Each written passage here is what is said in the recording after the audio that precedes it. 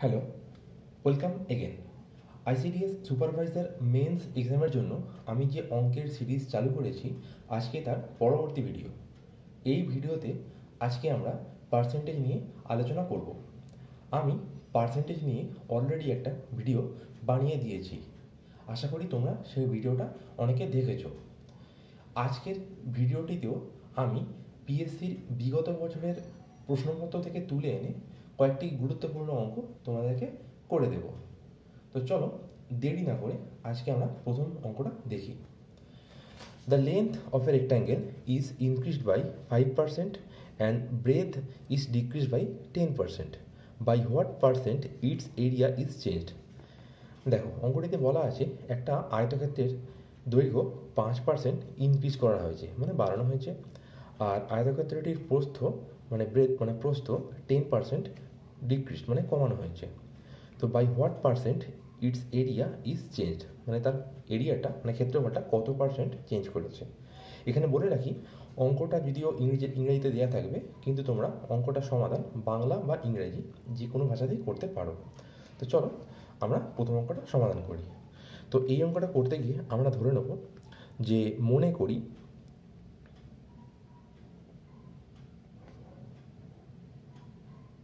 আয়তক্ষেত্রের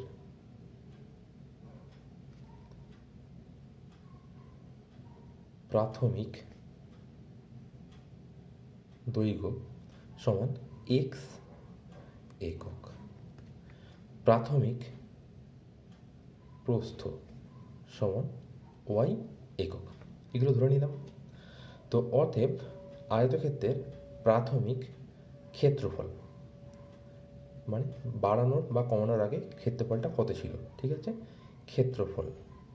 আচ্ছা, আয়তক্ষেত্রের ক্ষেত্রফল ফর্মুলা তোমরা সবাই জানো, দৈর্ঘ্য গুণিতক প্রস্থ। তাহলে এক্সকে ওয়াই দিয়ে গুণ করলে হবে এক্স ওয়াই, দৈর্ঘ্যকে প্রস্থ দিয়ে গুণ করলাম। আর এখানে আমরা লিখব বর্গ একক, কারণ ক্ষেত্রফল বের করা হচ্ছে, ঠিক আছে। এবার দেখো দৈর্ঘ্য 10% বাড়ানো হয়েছে, তাহলে নতুন দৈর্ঘ্য কী হবে? নতুন দৈর্ঘ্য, ভালো করে দেখবে এখানটা, নতুন দৈর্ঘ্য। দেখো দৈর্ঘ্য বেড়েছে মানে যা ছিল তা থেকে কিছু বেড়েছে, বেড়েছে মানে যোগ। আচ্ছা, কতটা বেড়েছে? 10% বেড়েছে। কার 10%? যে সরি দৈর্ঘ্য 5% বেড়েছে, দৈর্ঘ্য 10% না 5% বেড়েছে। তো বেড়েছে মানে দেখো বেড়েছে জন্য যোগ হচ্ছে। আচ্ছা, কার 5% বেড়েছে?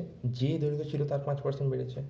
তো দৈর্ঘ্য ছিল এক্স, তার 5%, তার মানে গুণ, আর 5% মানে 5 বসবে। তোমরা জানো পার্সেন্টেজ না বসলে মানে উঠে গেলে নিচে হয় 100। তো এটা হচ্ছে নতুন দৈর্ঘ্য। এটাকে আমরা ক্যালকুলেশনটা করে নেব। এটা হবে 5 20 100, এক্স যোগ এক্স বাই 20, লসাগু করব 20 20 এক্স যোগ এক্স, ঠিক আছে, একক হয়ে যাচ্ছে 21 এক্স বাই 20 একক। এটা হচ্ছে নতুন দৈর্ঘ্য। এবার নতুন প্রস্থ বের করতে হবে, নতুন প্রস্থ। আচ্ছা, নতুন প্রস্থ কী করা হয়েছে? দেখো 10% কমানো হয়েছে। আচ্ছা, কমানো মানে আগে ছিল ওয়াই, কমছে মানে বিয়োগ হচ্ছে। কত পার্সেন্ট কমছে? 10%। কার 10%? ওয়াইয়ের 10%, তাহলে ওয়াই ইন্টু 10/100। এখানে আমরা কাটাকুটি করব, এখানে লিখবো আমরা একক।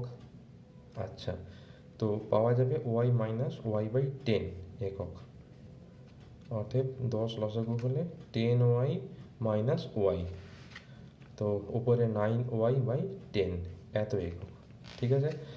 তো নতুন ক্ষেত্রফল কত হচ্ছে? নতুন ক্ষেত্রফল, আচ্ছা নতুন দৈর্ঘ্যকে নতুন প্রস্থ দিয়ে গুণ করা হবে, নতুন ক্ষেত্রফল বেরিয়ে যাবে। নতুন দৈর্ঘ্য হচ্ছে 21 x by 20 into 9y by 10, এটা হচ্ছে নতুন প্রস্থ। তো গুণ করলে হবে 9 একে 9 আর 9 দুগুণে 18, 18 এক্স ওয়াই আর নিচে 20 10 200 এত বর্গ একক, এটা নতুন ক্ষেত্রফল। এবার ক্ষেত্রফলে কত পরিবর্তন হলো? ক্ষেত্রফল আগে ছিল এক্স ওয়াই, এখন হচ্ছে এটা। আচ্ছা, এটা এক্স ওয়াইয়ের থেকে কম, কারণ এর হরটা বেশি, লবটা ছোট, এটা একের থেকে ছোট। তো ক্ষেত্রফলের পরিবর্তন, ক্ষেত্রফল পরিবর্তন, আগে এক্স ওয়াই রাখা হবে বিয়োগ 189 এক্স ওয়াই বাই 200, এটাকে বিয়োগ করে দিলেই হয়ে যাবে 200 200xy মাইনাস 189xy বিয়োগ করলে হবে 11xy বাই 200 এত বর্গ একক। এটা আমাদের ক্ষেত্রফলের পরিবর্তন বেরোলো। এবারে শতকরা পরিবর্তন, কারণ আমাদের এখানে চাওয়া হয়েছিল যে হোয়াট পার্সেন্টেজ চাওয়া হয়েছিল। তো শতকরা পরিবর্তন। আচ্ছা, শতকরা পরিবর্তনের একটা সূত্র আছে, সেটা হচ্ছে ওপরে বসবে ক্ষেত্রফল পরিবর্তন প্রাথমিক ক্ষেত্রফল গুণিতক 100। মানগুলো বসিয়ে দিয়ে উত্তরটা বেরিয়ে যাবে। তো ওপরে আমরা বসাবো ক্ষেত্রফল পরিবর্তন মানে 11xy বাই 200, আর নিচে বসবে প্রাথমিক মানে xy আর গুণিতক 100। আচ্ছা, এটাকে আমরা এখানে করে নিচ্ছি। ওপরেরটা 11xyটা বসাবো, তার নিচে 200, আর দেখো হরে ছিল xy আর তার নিচে কিছু নেই মানে 1। আমরা জানি ভাগের নিয়মে হরটা উল্টে যাবে, ওপরে 1 নিচে xy হয়ে যাবে গুণিতক 100। তো কাটাকুটি হবে, 2 হবে এটা, আর এটা কাটাকুটি হয়ে যাবে। তাহলে পাওয়া যাচ্ছে 11/2। এটাকে আমরা ভাগ করে ফেলতে পারবো। 11, 2 5 10, 1 5 পূর্ণ 1 2। এটা শতকরা পরিবর্তন হচ্ছে। শতকরা বললে আমরা এখানে পার্সেন্টেজ বসাবো না। তো আমরা এখন উত্তর লিখবো যে ক্ষেত্রফল পরিবর্তন। তো ক্ষেত্রফল পরিবর্তন লিখে উত্তর লেখার সময় লিখবে যে ক্ষেত্রফল পরিবর্তন সমান ক্ষেত্রফল পরিবর্তন সমান 5 পূর্ণ 1/2%। শতকরা বললে এখানে পার্সেন্ট দেবো না, যখন পরিবর্তন বলবো তখন 5 পূর্ণ 1/2% দেওয়া হবে। বোঝা গেছে? চলো আমরা পরের অঙ্কটা দেখে নিই। আচ্ছা, পরের অঙ্কতে বলা আছে যে there is 10% increase in prices, how much consumption should be decreased so that there is no increase in expenditure. আচ্ছা, কোনো একটা জিনিসের দাম 10% বেড়ে গেছে জিনিসের দাম। তো বলেছে যে তার জিনিসটির ব্যবহার কত পার্সেন্ট কমাতে হবে যাতে করে জিনিসটির জন্য যে খরচ হতো সেই খরচটি অপরিবর্তিত থাকবে। ঠিক আছে? তো আমরা প্রথমে ধরে নেব যে মনে করি দাম বাড়ার আগে, তো মনে করি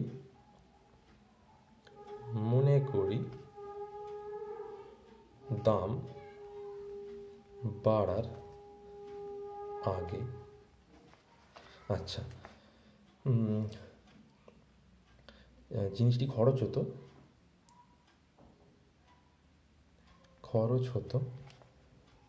100 কেজি এবং প্রতি কেজির দাম ছিল 100 টাকা।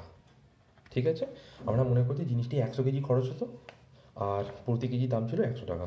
তো মোট খরচ, আচ্ছা, 100 কেজি খরচ, প্রতি কেজির দাম 100 টাকা, তাহলে মোট খরচ হতো এত টাকা। এটা দাম বাড়ার আগে, এটা আমরা গুণ করবো না, জাস্ট রেখে দেবো। ঠিক আছে? তো এবারে দাম বাড়ার পরে মানে বর্ধিত দাম, দেখো আগে দাম ছিল 100 টাকা, দাম বেড়েছে মানে যোগ, কত পার্সেন্ট বেড়েছে? 10% বেড়েছে। কার 10%? যেটা ছিল তার 10%। ছিল 100, তার মানে গুণ 10%। দেখো 10% উঠে গেলে নিচে হবে 100। এটাকে আমরা ব্র্যাকেট দিয়ে লিখবো টাকা। শূন্যগুলো কেটে যাচ্ছে। তো দেখো এখানে 100 পড়ে আছে, এখানে 10 পড়ে আছে। টাকা মানে হয়ে গেল 110 টাকা। এটা হচ্ছে বর্ধিত দাম, এত টাকা হয়ে গেছে, এক কেজির দাম এত হয়ে গেছে। ঠিক আছে? তো এবার দেখো, তো মনে করি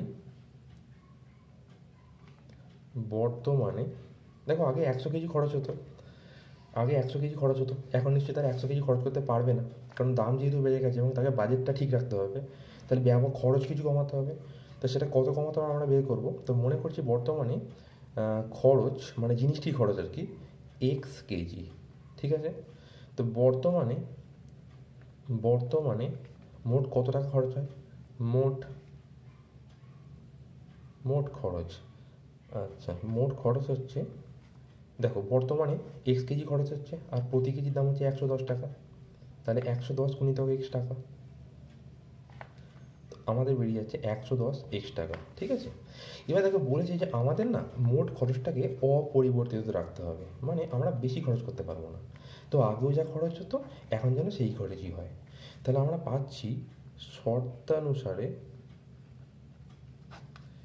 110 এক্স সমান এইটা 100 গুণিতক 100, বা এক্স সমান 100 গুণিতক 100/110।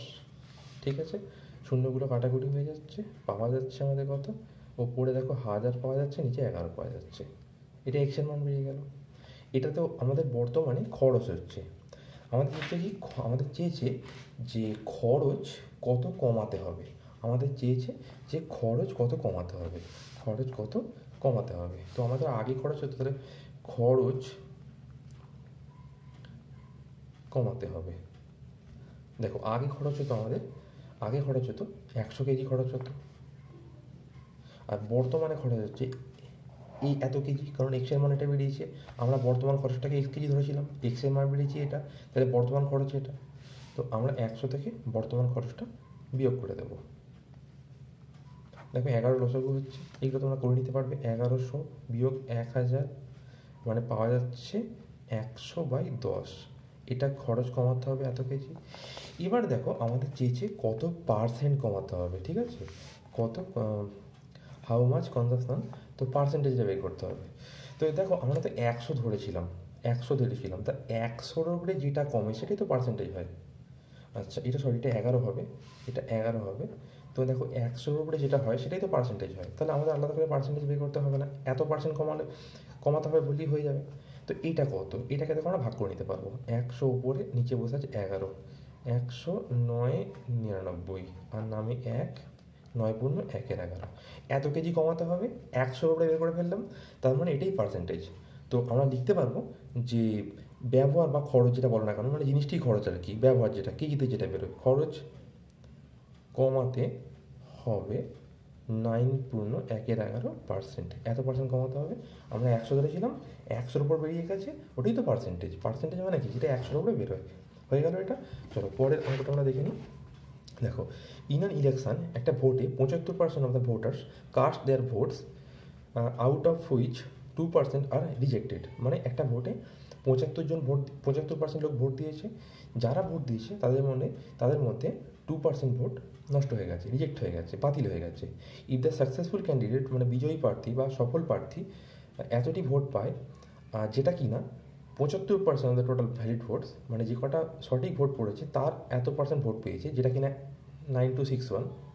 তো চেয়েছে যে তাহলে মোট কত ভোটার আছে, মানে একটা জায়গাতে ভোট দেওয়া হয়েছে, 75% ভোট মানুষ ভোট দিয়েছে, আর তার মধ্যে 2% ভোট রিজেক্ট হয়ে গেছে। তো যে কটা ভোট পড়েছে তার 75% পেয়েছে বিজয়ী প্রার্থী বা সফল প্রার্থী, যেটা কিনা এত। ঠিক আছে, তো আমাদের চেয়েছে যে মোট ভোটার কত ছিল, এটা আমাদের চা হয়েছে। ঠিক আছে, তো আমরা এখানে ধরে নেব যে, আমরা এখানে লিখব যে দেখো সফল প্রার্থী 75% ভোট পেয়েছে, কার 75% ভ্যালিড ভোট, মানে মানে সঠিক ভোটের 75% ভোট পেয়েছে। মানে এরকম ভাবতে পারো যে সফল প্রার্থী 75টা ভোট পেলে সঠিক ভোট হয় 100টা, কারণ সঠিক ভোটের 75% পেয়েছে। মানে সে যদি 75টা ভোট পায়, তার মানে 100খানা সঠিক ভোট ছিল, ভ্যালিড ভোট ছিল। তো 100খানা ভ্যালিড ভোট হলে বিজয়ী প্রার্থী পাবে কতগুলো, 75টা। তো আমরা এটাকে যদি উল্টে বলে কি বলবো, বিজয়ী প্রার্থী 75টা ভোট পেলে ভ্যালিড ভোট হয় 100টি। তো লিখবো আমরা বিজয়ী বা সফল প্রার্থী বলতে পারো, সফল প্রার্থী, সফল প্রার্থী 75টি ভোট পেলে, ভ্যালিড ভোট বা সঠিক ভোট বলতে পারো, ভ্যালিড ভোট কতটি, 100টি। সফল প্রার্থী একটি ভোট পেলে ভ্যালিড ভোট 100/75টি। আর সফল প্রার্থী এখানে দেখো 9261টি ভোট পেয়েছে, 9261টি ভোট পেলে ভ্যালিড ভোট কটা, 100 গুণিতক 9261, তার নিচে হচ্ছে 75। আমরা এটা প্রথম বের করে নেব। আমরা এখানে ভ্যালিড ভোটটা বের করে নেবো। দেখো এটা 5 দিয়ে কাটলে 25 দিয়ে কাটলে 25 4 100, 25 3 75, 3 3 9, 3 8 7, এটা হচ্ছে আমাদের বেরিয়ে যাচ্ছে। এটাকে গুণ করে ফেলবো 1 2 4 3 4 8। তো এতটি হচ্ছে আমাদের ভ্যালিড ভোট, মানে সঠিক ভোট যে ভোটটা পড়েছে। এবার আমাদের চেয়েছে কি মোট ভোটার কত ছিল কেন্দ্রে। তো আমরা ধরবো মনে করি মোট ভোটার সমান এক্স জন, ঠিক আছে। আচ্ছা দেখো তার মধ্যে সবাই ভোট দিতে আসেনি, 75% লোক ভোট দিতে এসেছে। তার মানে ভোট দিয়েছে, ভোট দিয়েছেন কার 75%? মোট ভোটারের 75%, মানে মোট ভোটার ইন্টু 75 আর পার্সেন্ট তুলে নিচে 100 হয়। এতজন ভোট দিয়েছেন। তার মধ্যে দেখো আবার 2% ভোট রিজেক্ট হয়ে গেছে, মানে যে ভোটটা পড়েছে তার 2%। তাহলে বাতিল ভোট বলতে পারো, বা আচ্ছা একটা কাজ করো, বাতিল ভোট আর বের করবো না। দেখো 2% ভোট বাদ হয়ে গেছে, তার মানে বাকি 98% ভোট সঠিক ভোট পড়েছে, মানে ভ্যালিড ভোট পড়েছে। তাহলে আমরা ভ্যালিড ভোটটা বের করে নেবো। ভ্যালিড ভোট মানে যেটাকে তোমরা সফল ভোটও বলতে পারো। ভ্যালিড ভোট কত বলেছে? 98%। কার 98%? যে ভোটটা পড়েছে তার 98%। তাহলে ভোট পড়েছে এটা, তার 98%। দেখো 98 আর পার্সেন্ট তুলে 100, তোমরা জানো এটা এত মোট ভোট এত টি লেখো, ভোট তো আর জন লিখবো না, ভোট টি লিখবো। এবার দেখো একদিকে বেরোচ্ছে ভ্যালিড ভোট এতগুলো, আবার আমরা অলরেডি ভ্যালিড ভোট বের করেছি এটা, এদিকে আমরা সমান করে দিতে পারবো। তাহলে আমরা লিখবো এখানে শর্তানুসারে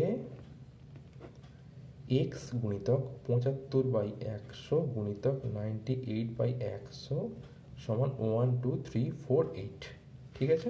এখান থেকে এক্স এমন বের করতে হবে, এক্স ইজিক্যাল টু 1 2 3 4 8 ইন্টু, দেখো 100 সব ওদিকে উপরে উঠে যাবে, 100 উপরে উঠে যাবে, নিচে আসবে 75 আর 98, তাই তো।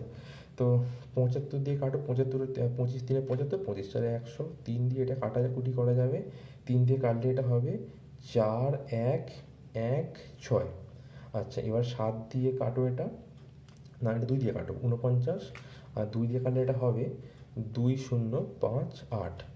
এবারে 7 দিয়ে কাটো, 7 7 49 আর 7 2 9 4। এবার 7 দিয়ে কাটো, 7 4 28, 1 7 2 14, 4 2 8 আর 4 4 16 আর 2 শূন্য। তো এক্স মান এটা বেরিয়ে গেল। আর তাহলে আমাদের মোট ভোটার পেয়ে গেল 16,800। উত্তরটা লিখে নেবে যে অতএব ওই কেন্দ্রে মোট ভোটার 16,800, ঠিক আছে। আর প্রতিবারের মতো আবার বলছি, তোমরা কেউ যদি অঙ্কগুলো ইংরেজিতে করতে চাও তো আমাকে কমেন্ট বক্সে অবশ্যই জানিও, আমি তোমাদের এগুলো ইংরেজিতে করে দেবো, ঠিক আছে। তো ভিডিওটি দেখার জন্য ধন্যবাদ, সবাই ভালো থেকো। আর আরও ভিডিও নিয়ে আসছি, পরবর্তী ভিডিওতে আবার কথাবার্তা হচ্ছে। চলো বাই।